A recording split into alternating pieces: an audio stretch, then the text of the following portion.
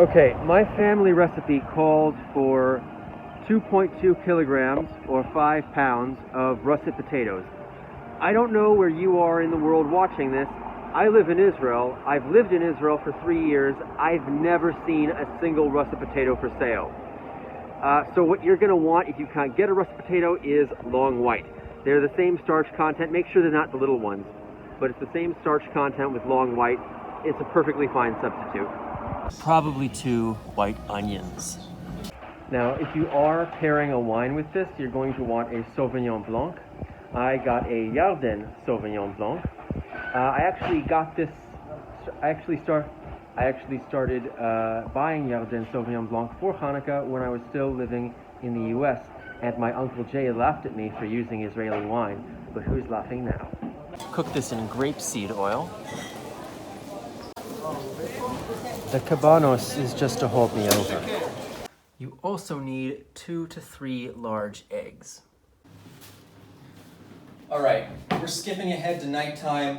I've already grated the potatoes and the onions. Now what you need to do is the eggs. But for God's sake, use a colander, or whatever this is that may or may not be a colander. I have no idea. This is not my stuff, mostly.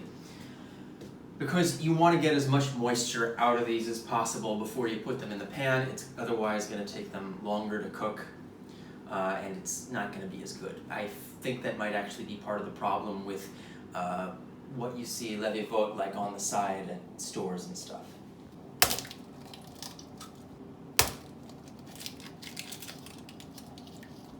And the last thing you're going to want is salt and pepper. The recipe doesn't specify how much, just however much feels right. You kind of have to use your judgment with this.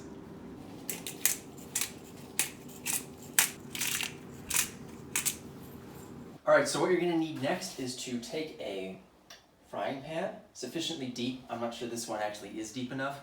My mom's recipe said to put it in 1.5 inches of oil. I'm using grapeseed oil. You can use vegetable oil. Don't use anything fancier than that. This is going to take forever. This is going to take the whole thing, probably. High enough so that the latke doesn't touch the bottom of the pan. Because otherwise you're going to burn them. Get this nice and mixed up. Alright, now once the pan is going nice and strong, it's hot enough, you want to take this and get it as flat as possible. It's not called a pancake for nothing. Alright, and not too big, and you just throw it on.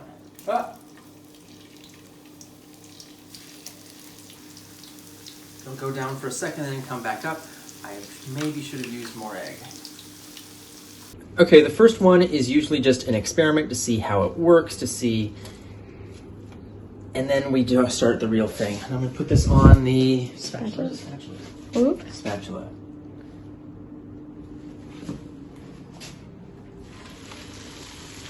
Oh, that's much better.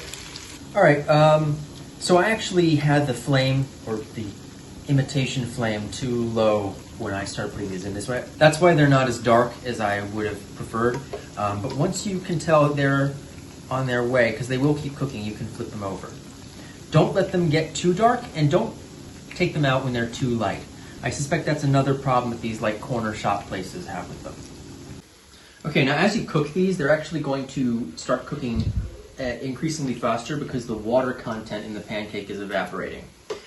And that's good. You want to do that.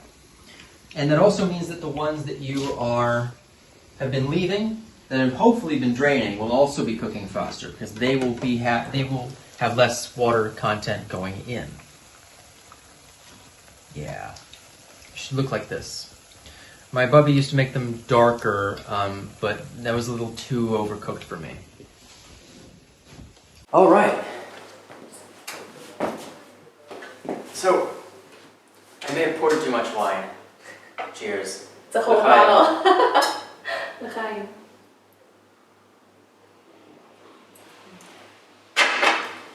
So, I'm here to talk about the history of latkes, which is really contrived and convoluted. So, levyvot, like pancakes made out of things. You can go ahead and eat it.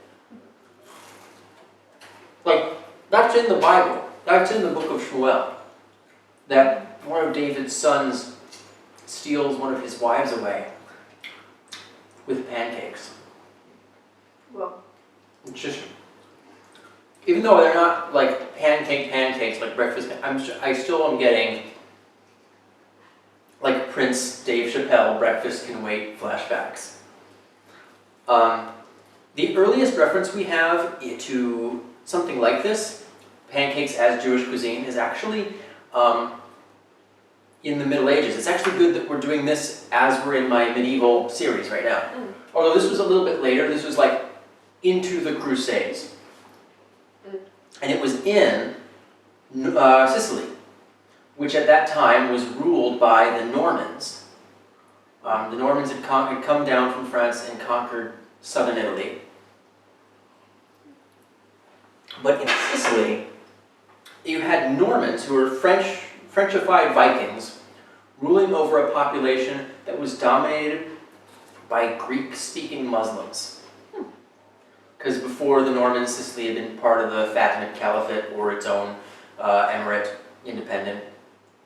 This was a time when Christians and Muslims and Jews were all living very harmoniously. We think about like the Sephardic Golden Age, but this is also happening in Sicily. I guess people don't think it's as cool, but the architecture of the time, like if you go to Palermo, it's all like this weird arabesque, Norman, Gothic, Eastern Orthodox hybrid of architecture. Like a lot of sandstone. oh yeah, yeah. But like fancier than what you would see here. So what they had then was basically fried cheese. It was fried cheese in poppy seed oil. The original Whoa, so different. pancakes, yeah. And you're thinking, like potatoes are from South America. How did potatoes get into this from the Middle Ages? They weren't potatoes, they had the cheese.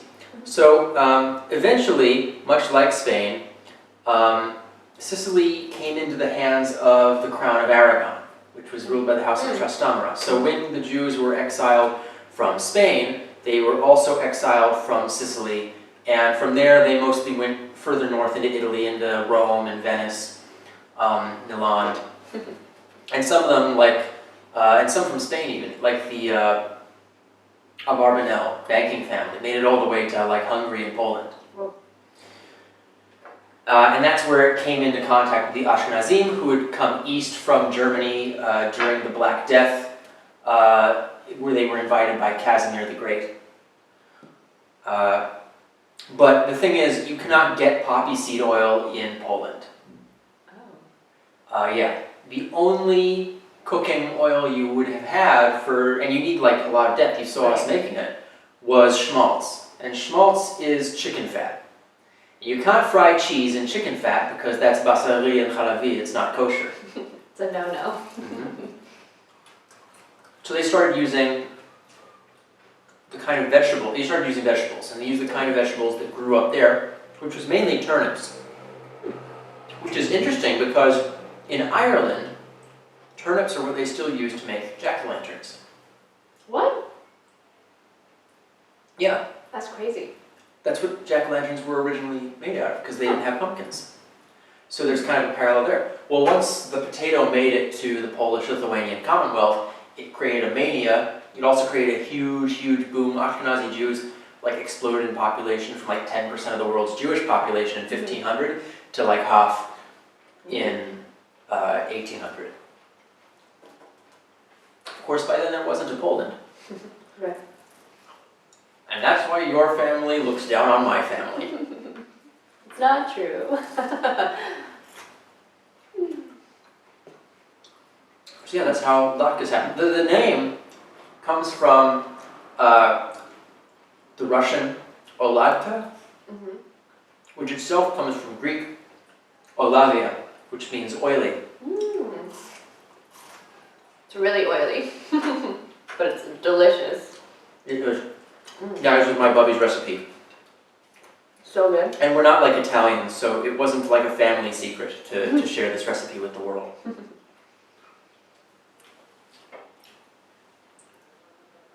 It goes nicely with the white wine. It does. No, I'm that's the idea. surprised. That's the idea.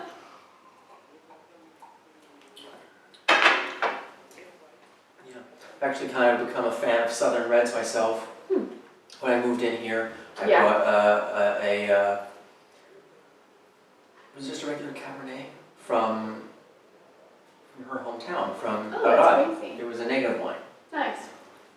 I've been buying wines from the north mostly, but I like the red blend. I Most think, most of usually. the wines are from the north. You Mhm. get, so it's the 4 wine regions of Israel are the Galilee, like Jordan Valley, Metula, down to like around Nazareth, that's about as far south as it goes. Then the Carmel region, which is south from Haifa, which is actually where my family is originally from, like way in the way back times. Then there's not a whole lot. Then you get to like the foothills on the way to Jerusalem. That's where I went to wine school in my book. That's a really nice, like the beginning of the forest and the foothills, and that's like where I would, if I didn't have to worry about living in Tel Aviv for the convenience, I would either live in like the northernmost wine region, or I would live there in Lef Shela. And then you get like Negev wines. And the Negev that like instinctively doesn't sound good, but it's actually pretty good. I'm definitely eating all of these. You're 4 deep. I've just been talking. Yeah, but you're the one that knows the information. So, I don't know how latkes came to be associated with Hanukkah. The first reference to them relating to a holiday is actually Purim. I have no idea why. I also have no idea why Sufganiyot became associated with Hanukkah. Not only became associated with Hanukkah, but like are only available on and leading up to Hanukkah. Right, day after Hanukkah, no more. It's 11 a.m. and there are only 3 left.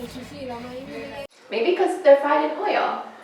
Both are fried in oil. They're That's not the frying. commonality. They're not frying them together. That would be disgusting. No, not together. And also, it's not the same business as frying them either. Yeah, that's true. It's a mystery. But that's the connection that I see culturally. Which leads us nicely into how Hanukkah in Israel is different from Hanukkah in the US. And the first thing I would think is that in Israel, because donuts are only available during Hanukkah, they have taken donuts and turned them into an art form. Like if you go to Roladin, which is like our chain bakery of a sort that doesn't really exist in the US, they're like super fancy and they have stuff all over them, and they're like, it's like it's not marzipan, but what would you call it? Is there a cooking word for what they do with that? You'll be seeing it right now. It's like a frosted filled jelly donut. It's like, but it's not just, it's like they've put things on it. They've created these complex. Yeah, like they have little bits of fondant on top, they have nuts, they have Chocolate. Like little sculptures. chocolate sculptures. And apparently this is actually like a really recent phenomenon. Like something that only started when we came to this country. Whoa, Or like right before. pretty recent. Yeah. When I was a kid, we only had the regular jelly filled. That was it. That's what a soufganiot is. But you could have those, but in America you could have those at any time. They were available at any time. Theoretically. Another difference, what would you think is another difference between Hanukkah here and in the US? I think in the US, we tried to sort of make it equal to Christmas. Oh yeah, Hanukkah is not a gift-giving holiday in Israel. I don't think there are any gift-giving holidays. But like in Israel, it's customary, like anytime you enter a person's home to bring wine. Of course. But it's also not a work holiday. Everyone works on Hanukkah. Yeah, Hanukkah is actually one of the few holidays that isn't a work holiday. Most other Jewish holidays are. Or if they're a week-long one, like the start of it is. Yeah. It is a school holiday, but it's not a work holiday. It's really the time of year that Israelis go on vacation. So I don't know if it's more about Hanukkah or more that the kids need a break. See, that's something I don't know about. Where do they go on vacation? Or where would they go if it wasn't a global pandemic? Maybe skiing? Oh, like... Or to Eilat? So they're staying in Israel. For now. Some of my friends would go skiing. during the Hanukkah holidays? Because it's a little bit more than a week. Yeah. Enough time to go somewhere. Yeah. I've never gone anywhere during Hanukkah. No, my mom did come here during Hanukkah. Mm-hmm.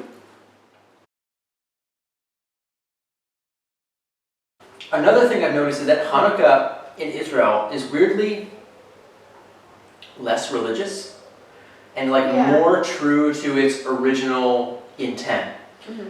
Hanukkah in the US is it's all about the miracle of the oil, but the miracle of the oil was only added into the story by, I think, the Amoraim or maybe the Savoraim to justify celebrating a holiday that had nothing to do with God because it was, or that wasn't in the Bible. Because Esther has nothing to do with God and it's in the Bible.